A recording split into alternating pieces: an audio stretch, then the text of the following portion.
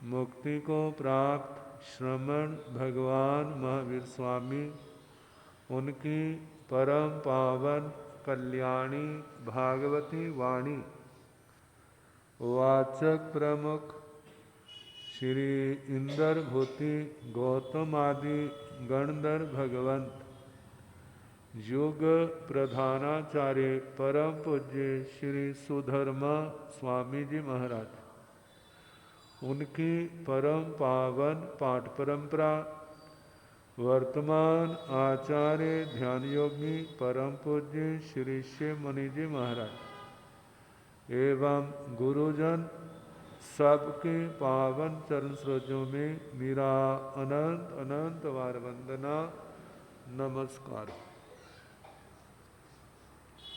उपस्थित धर्म प्रेमी सज्जनों, माताओं तथा बहनों, संबर तत्व में 22 परिसहों का वर्णन चल रहा है। आपसे पूछे धर्म कौन कर सकता है?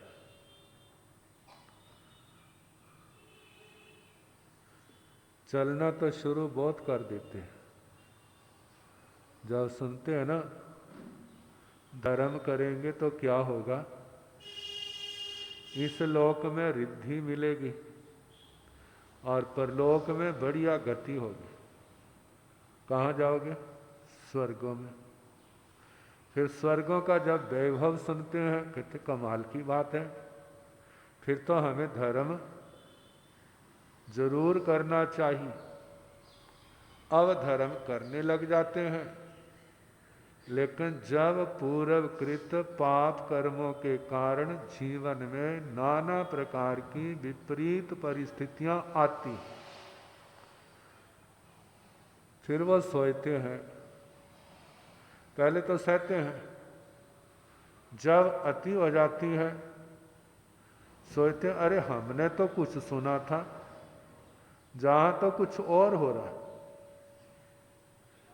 कहते यदि हम ऐसे करते रहे ना, पता नहीं स्वर्ग मिलेगा या नहीं मिलेगा, लेकिन मरना जरूर हो जाएगा, हमारा मरना जरूर होगा। जब ऐसा देखते हैं ना, कहते किसने देखा स्वर्ग, पता नहीं है या नहीं, और हम मुसीबत में फंसे हुए। अब क्या हो जाते हैं, धर्म से पीछे हट जाते। लेकिन जिनके अंदर वैराग ज्ञान पूर्वक है और आत्म बल के भी धनी है, वो इन विकट परिस्थितियों से घबराते नहीं। सोचते क्या होगा, मरना ही तो होगा, मरना कौन सा बार बार है। जे आत्मा भोगों की दलदल में फंस करके अनंत बार मरा है, चलो एक अनुभव हो जाएगा। जो धर्म के लिए मरता है उसका परिणाम कैसा होता है वो सामने आ जाएगा। तो जानते धर्म का परिणाम तो आखिर क्या है, अनंत मधुर है। धैर्य की जरूरत होती है, विवेक है, दृढ़ता है, तो उसका भविष्य जरूर उज्जवल ही होता है। तो जो परिसर जिसके अंदर सहने की शक्ति है वो तो आगे बढ़ेगा, जिसके अंदर सहने की शक्ति नहीं है वो क्या होगा, वही रुक जाता। देखो भगवान की पावन जीवन गाथा सुन रहे, भगवान बढ़ रहे हैं तो किसके बल से बढ़ रहे? केवल सहनी शक्ति नहीं, ज्ञान, विराग, सच्ची समझ और सहन शक्ति, इसके बल से जैसे समुद्रों को पार करते हैं, ऐसे परिसह के समुद्र को पार कर रहे। और जिनका ये क्रम लगातार बना रहता है तो वो एक दिन अपने लक्ष्य को, मंजिल को पाने में अवश्य सफल होता है। तो परिसहों में चल रहा है तर्णफास, तिनके, घास आदि का स्पर्श। कभी पूर्व की स्मृतियां जाग सकती हैं। आज घास के आसन पर लेटा हुआ है। कभी मखमली गद्दे होते थे, उनके ऊपर लेटा करते थे। देखो भला, अभय कुमार मंत्री, तन्ना शाली भद्र, काकंदी के धन्ना, मेघ कुमार, पांडव आदि, महाबल आदि, कैसा जीवन था जब वो घर में थे। और मानो आज के जमाने में दीक्षा ले ली तो गुरु क्या करेंगे, गत्था दे देंगे लेटने के लिए, भाई चद्दर विछा कर ले राम और अपना साधना करो। तो जिस समय कहा इतना ऊंचे, कहा जमीन पर आ गए, जे लगता तो बिल्कुल अलग सा है, लेकिन इस जीवन का परिणाम जो है उस अनंत मधुरता को दिखाने वाला है। घर के अंदर भगवान को क्या कमी थी, लेकिन वह जानते थे 4 दिन का खेल है। पता नहीं जब पुण्य समाप्त हो जाएगा तो ये सब कुछ बिखर जाएगा। तो हम ऐसा कार्य करें, हमारा जन्म जन्म का क्या हो जाए, इस आत्मा का रोना खत्म हो जाए। और उसको खत्म करने के लिए कौन सा है, जो संयम तप का जीवन है। ऐसा सब विचार करके इनको समता से सहन करें। अब इसके आगे 18वां परिचय, जल मल। इसका दूसरा नाम है अस्नान। साधक अनेक प्रकार के होते, ऊंची करनी करने वाले भी होते हैं, मध्यम वाले भी होते हैं और सामान्य वाले भी होते हैं। किन्हीं के नियम व्रत बहुत ऊंचे हैं, सबके ऊंचे थोड़े होते। प्राय करके आजकल देखते हैं ना, स्कूलों में पहले क्रीम छांट के लेते हैं। अब जब बच्चे जब रिजल्ट आता है तो सबके नंबर 90 से ऊपर ही होते हैं, 90% से। क्या हम स्कूल की विशेषता कहेंगे? कल कहते हो विशेषता तो है, मेहनत कराते हैं, लेकिन ज्यादा उन बच्चों की भी तो विशेषता है। और जो 40% नंबर लेकर पास होने वाले हैं, उनको 90 तक पहुंचाए तो उनकी क्या हो सकती है, विशेषता हो सकती है। लेकिन उन्होंने तो पहले क्रीम क्या की है, पहले तो सर्टिफिकेट देखते हैं, फिर उनका IQ वगैरह जो भी है सारा चेक करते हैं। जब देखते हैं कि हाँ, और जो भी देखते हैं इनके माँ बाप भी पढ़े लिखे हैं या नहीं पढ़े लिखे, आज जब देखते सारे ठीक है तो फिर जैस कर देते हैं, हाँ ले आओ। अपने डेरा उसी की बात है। जिस समय जैन स्कूल अब इतना नहीं आगे पढ़े थे, तो जब दूसरे स्कूल थे ना, पहले तो बच्चा भी छांटना, फिर देखना माँ बाप पढ़े लिखे नहीं पढ़े लिखे। कहते नहीं पढ़े लिखे, कहते बच्चे को छोड़ दो। और जिस समय मुकाबले में जैन स्कूल खड़े हो गए और उन्होंने सबको कहा जो अच्छे बच्चे हैं उन पर भी ध्यान, जो कम है उनके लिए अलग से टाइम दे करके। और जब उनको चांस मिलने लग पड़ा तो उनके नियमों में क्या आगे ढीलापन आ गया। कहते यदि हम ऐसे करेंगे तो हमारे बच्चे सारे क्या हो जाएंगे, सारे चले जाएंगे। तो कहा है ऐसे इसको हम कह सकते हैं जैसे सरकारी स्कूल होता है ना, सरकारी स्कूल में, आज के सरकारी स्कूल नहीं, आज से 50 साल पहले के, तो वहां पर छोटी श्रेणी से लेकर बड़ी श्रेणी तक के स्कूल भी बच्चे जो है पढ़ने के लिए आते थे, और अध्यापक पूरी मेहनत करके उनको क्या करते थे, उनको सिखाते थे। अब जैसी जिसकी योग्यता होती, 100% वाले बच्चे भी होते, 90 वाले भी होते, 80 वाले भी होते, 70 वाले, 60 वाले, 50 वाले, 40 वाले, 30 वाले भी होते, 20 वाले भी होते, 10 वाले भी होते, और उनमें कोई ऐसा होता 1-2 तक ही रह जाते, लेकिन सबको चांस देते थे, सबको चांस देते थे, और वह बच्चे पढ़ते पढ़ते पढ़ते कहाँ तक पहुँच जाते। ऐसे मैं कहता हूँ जो हमारा जिन शासन भी एक यूनिवर्सिटी है, जिन शासन क्या है, यूनिवर्सिटी है।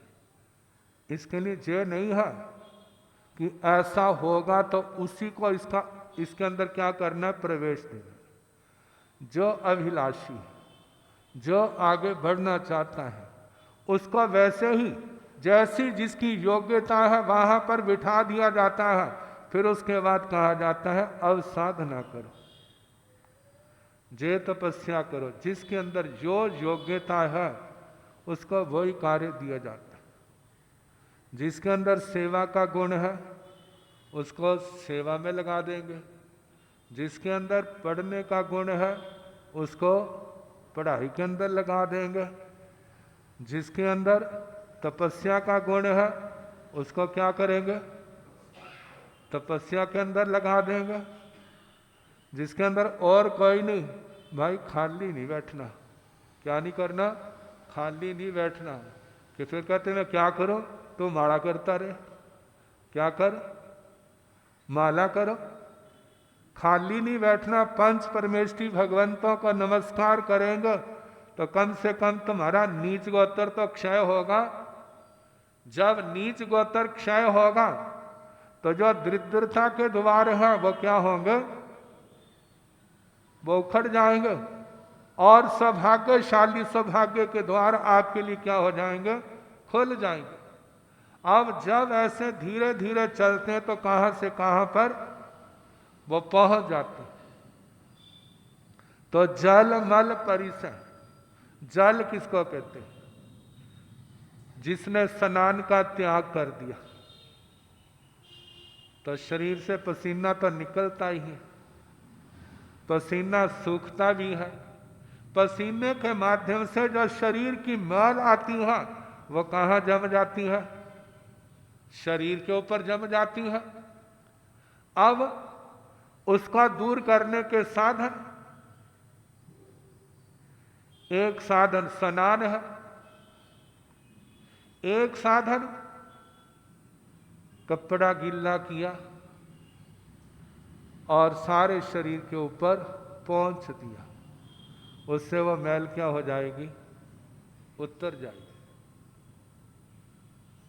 पहला स्नान आदि का वो तो गृहस्थों का है, लेकिन दूसरा जो है गीला कपड़ा लेकर के अपने शरीर को रगड़ करके क्या कर लिया, साफ कर लिया। प्रासुक पानी लिया, उससे साफ कर लिया। एक ऐसा है, ऐसे साधक, अरे हम शरीर ही नहीं, हम इसकी क्यों चाकरी करें, जो होगा देखा जाएगा। अब वो स्नान नहीं करते, शरीर पर मैल जम जाती है। सर्दियों में तो पसीना आता नहीं, गर्मियों में पसीना आता है, तो शरीर की जमी हुई मैल जो है वो क्या हो जाती है, गिल्ली हो जाती। जब गिल्ली हो जाती है तो चिपचिप करती है, वही क्या है, जल है, उसको सहन करना। जब शरीर पर आता है तो स्मेल भी आती है। जब स्मेल आती है तो जो लोग सफाई पसंद है गुरुओं के दर्शनों के लिए तो आते हैं, लेकिन जब आके गुरुओं के पास आए तो शरीर में से क्या निकल रही है? स्मेल निकल रही है। फिर कितनी प्रतिक्रियाएं करने लग जाते हैं। कहते हैं इससे सफाई कर लिया करे, चलो जे नहीं करना ऐसा कर लिया करे। कितने तो प्रतिक्रियाएं करने लग जाते हैं, कितने जे भी सोचते हैं अरे हमने तो 5 मिनट बैठना है, मत्था टेक के चले जाना है, लेकिन जे हर समय सहन कर रहे हैं।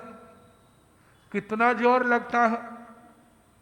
जोर तो लगता है ना, लोगों की घृणा का पात्र भी बनना पड़ता है, लेकिन अपनी समता के अंदर किसी प्रकार का अंतर नहीं आने देना।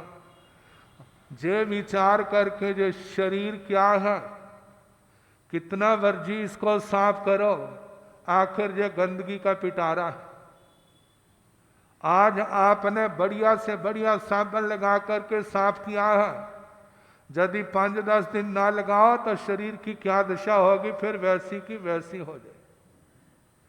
कहा जिनके अंदर जो क्षमता है वो उसको सहन करते हैं, और भगवान कहते हैं सारी उम्र सहो, जितना सहोगे उतना क्या होगा, तुम्हारी आत्मा के ऊपर विजय होगी, विकारों के ऊपर विजय होगी, इस घृणा के ऊपर विजय होगी।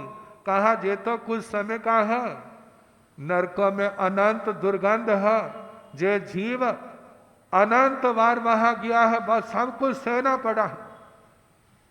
लेकिन ज्ञान न होने के कारण से व्यक्ति घबरा जाता है। तो कहा जाता घबराना नहीं, यदि सह सकते हैं तो सहो, नहीं सह सकते तो जो निर्वध्य तरीका है उसका अवलंबन ले लो।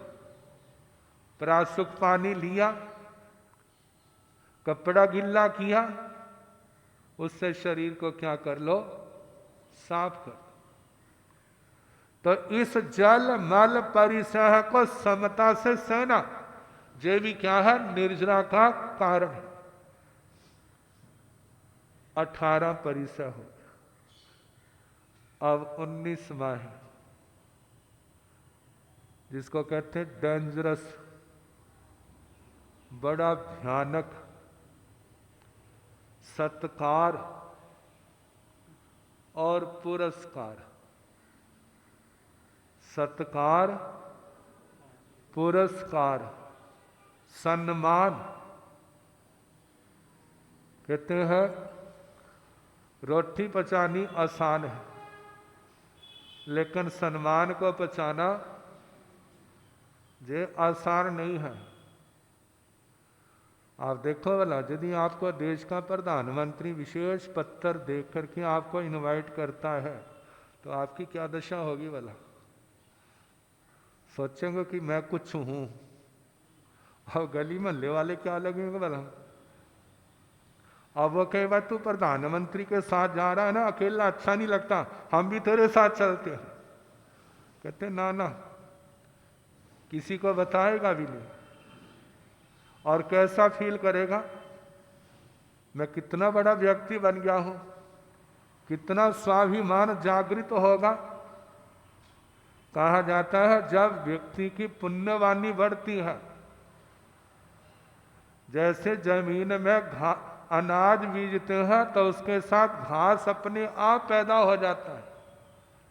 जब आत्मा साधना के क्षेत्र में चलता है, तपस्या करता है, पाप कटते हैं, पुण्यवानी बढ़ती है, पुण्यवानी के कारण वैभव, सत्कार, सम्मान बढ़ता है, तो उसके साथ घास भी पैदा हो जाती है। वह घास कौन सा है? वह है अभिमान। तो अभिमान अकेला थोड़ा आता है, अभिमान के साथ क्रोध भी आ जाता है। जब ये दो आते हैं तो उसके साथ माया और लोभ भी आ जाते हैं। जब जे आएंगे तो उसके साथ हास्य, रति और रति, ये जो 9 के 9 की सेना है, ये भी क्या होगी, साथ में जागृत हो जाएगी। भगवान कहते हैं शास्त्र स्वाध्याय अनुप्रेक्षा पूर्वक विधि से करते रहते हैं तब तो आपको सहारा मिलता रहेगा। इनसे पराजित नहीं होंगे, इनसे प्रभाव नहीं डाल सकेंगे। यदि आपका शास्त्र स्वाध्याय जे सत्संग नहीं है तो ये जरूर प्रभाव डालेगा। अब इसके संबंध में समय आपका हो गया, कल जैसे समय होगा सुना